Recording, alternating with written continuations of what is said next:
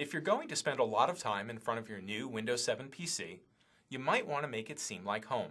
Hi, I'm Dave Johnson, a writer on the Windows team, and for the next 4 minutes I'm going to show you how you can personalize your computer by changing your user picture, the desktop background and system sounds, and even make text more readable by changing the screen resolution.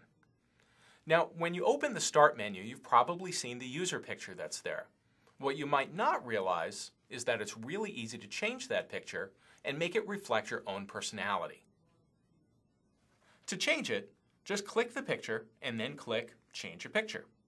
Not only can you choose any of the images here, but if you click Browse for more pictures, you can use any photo you like.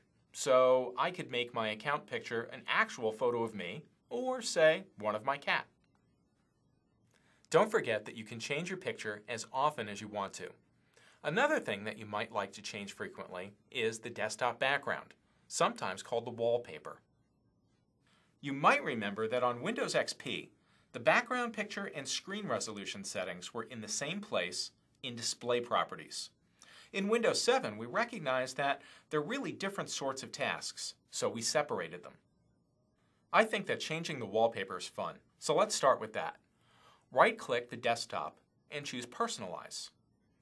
If all you want to do is change the desktop to a new image, click Desktop Background.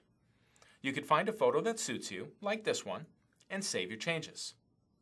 But here's something you won't find in your last version of Windows. Choose your picture library, and your background will become a slideshow of all your photos.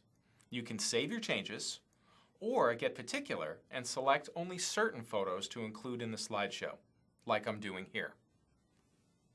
You can also use Window Color to change the color of desktop elements like the taskbar and window titles. You've also got a lot of choices about what sounds you hear. Click Sounds and you'll see this long list of sound schemes. To audition a particular scheme, pick one from the list, and then you can click the Test button to play the various sounds that occur when Windows wants to tell you something. After you've taken the time to select your wallpaper, window color, and system sounds, you can save them as a theme. That way you can change themes whenever you get tired of your desktop and you want to see and hear something different. Just save your theme and you'll find it here in My Themes whenever you want to use it. You can choose any of these existing themes and even download new ones from the internet. Now that the desktop looks the way you like, you might turn your attention to the resolution of your display. In Windows XP, you change your resolution to make text on the screen bigger and more readable. In Windows 7, there's a better way.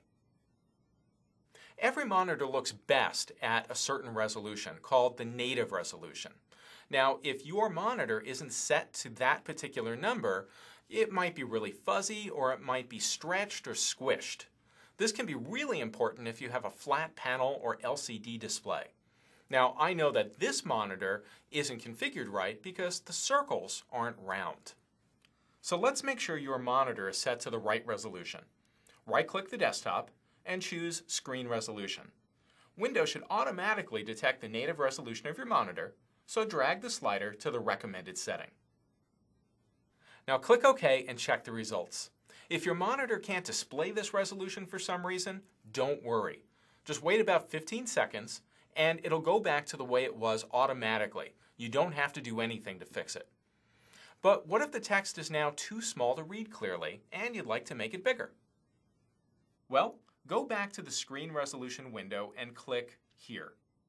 Choose one of these settings. This will scale your text but leave the resolution at the best setting for photos and other graphics. If you ever have trouble reading text on the screen, come back here and change this setting. Want to learn more? Check out the guide for this video. It has a lot of additional information, including step-by-step instructions so you can explore Windows 7 on your own.